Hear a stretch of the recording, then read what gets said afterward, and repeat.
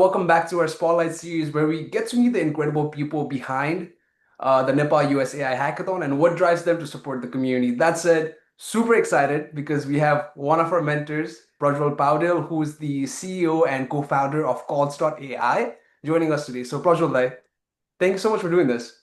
Yeah, excited to be here. So, looking forward to the conversation. Perfect. So let's dive straight into it and start all the way in the beginning, eh?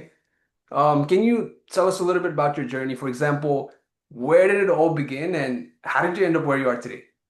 Yeah, of course. So, I came to the US as a international student.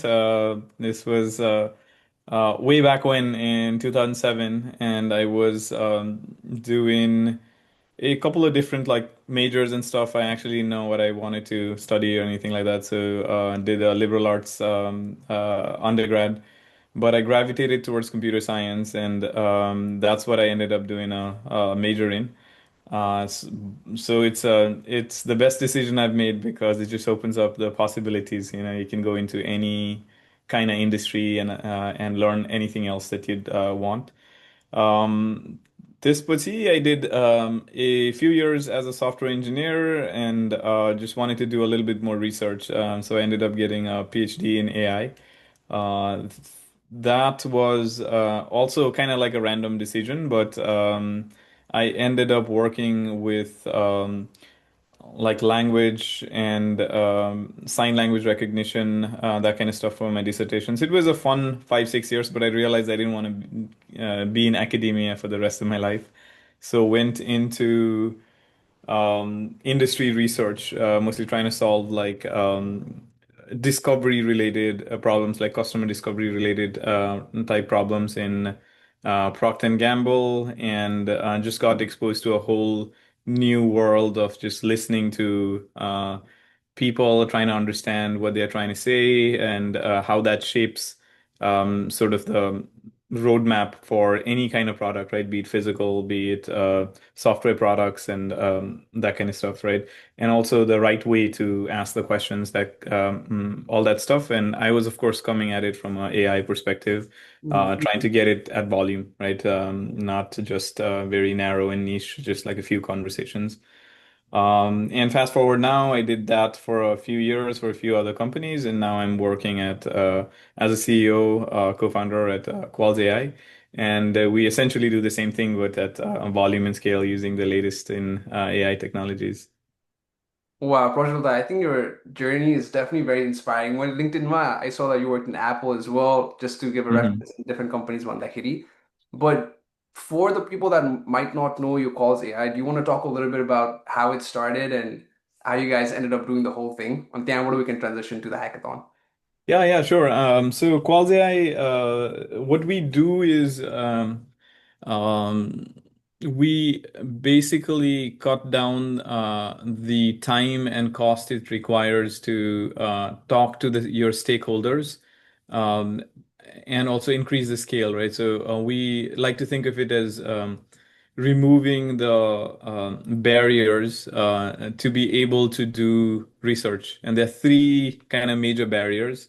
So one is cost, because if you want to do it the traditional way, you gotta just have the people and have the time, that kind of stuff, and you have to pay for all that in some way or the other, right? So there's a cost barrier, there's an expertise barrier. So a lot of founders, so we work with a lot of founders these days, and founders come from various fields, like myself, right? Very kind of technical. I'm very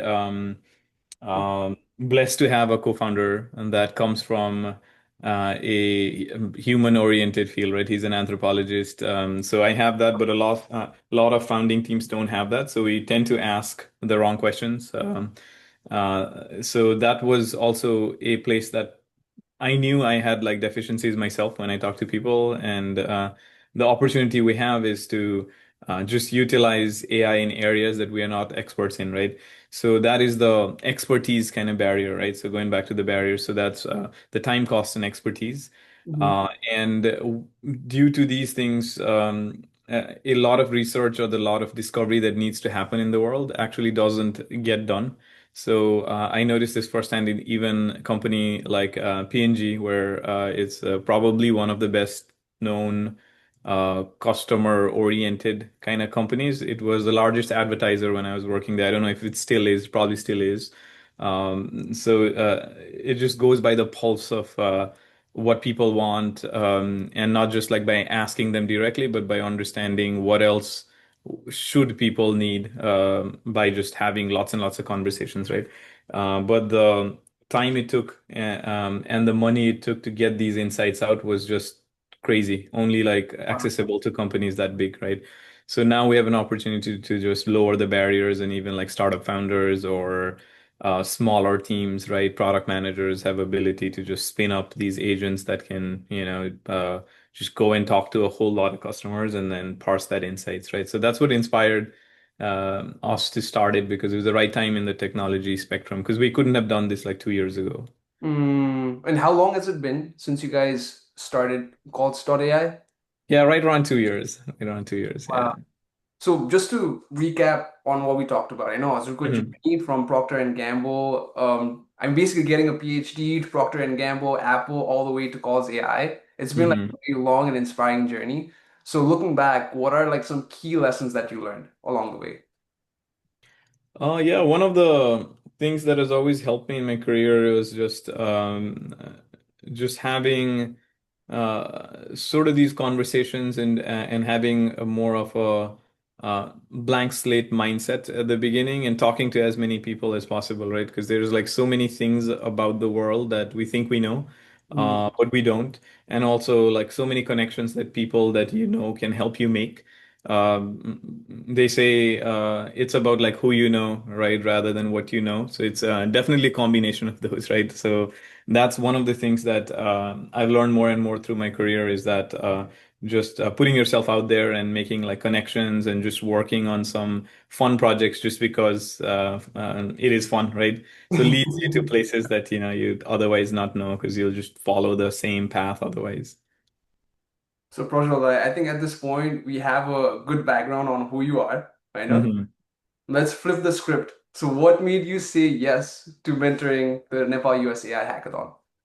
Yes, I mean, super excited for the opportunity. Thank you for like reaching out. And I've been doing some sort of mentoring or working with the next generation of talent ever since I was um, I was a PhD student, really, right? So kind of had that pipeline of like incoming students, and I've been also blessed by just having very good mentors that showed me the way. It really cuts down um, a lot of like onboarding, like ramp up. If you go the from the front of the store, for example, right, rather than having a mentor that can show you some of the shortcuts or some of the things you're not seeing. I've been really blessed to have people in my life like that. So, and I try to just play it forward. So that's one thing, and the other thing is also I'm very excited to work with like super talented folks and learn from them. And it just like cements my own learning and seeing like what cool stuff like people are up to that I have no idea about. So very excited to for this opportunity. Yep. Oh yeah, and I think it's going to be like such a cool experience for all the participants to be mentored by you, especially you actually working on an AI project right now. hmm From the participants, what do you expect to see from all the teams or individuals that's participating in this hackathon? Yeah, I mean, I think as people are looking at what kind of problems to solve or how they approach solving it, like, right? I would love to see this mindset of why, right? What kind of pain that this would eventually solve, and Mm. even trying to really come with a pain point or something that they have observed, right? Something they can connect to their real life about, hey, I know a little bit about this problem, or I took some time to, like talk to some people about this problem, or this is a huge problem because XYZ, right? Because good code and good projects really start with a pain. So having that kind of pain point and that potential resolution of that pain point in mind sort of takes you in the right direction, I think. It also helps you cut the right kind of corners, right? While you're making these quick sort of strides in like engineering or development in this during this hackathon period. So I'm looking forward to like people just coming up with that, knowing that why as they're building something like rapidly. Wow, so not just what they're building, but why they're building what they're building. Right, right, right, right. And finally, and I told the same thing to so many other mentors that I spoke to, that we have so many first-time hackers. Only one Hmm. of them could, I think, is actually a seventh grader Oh, participating. wow. Very cool. It was so crazy. So for all these new hackers, I'm pretty sure they're going to be a little nervous or a little overwhelmed. So any advice that you may have, one or a couple pieces of advice that you may have for these new hackers.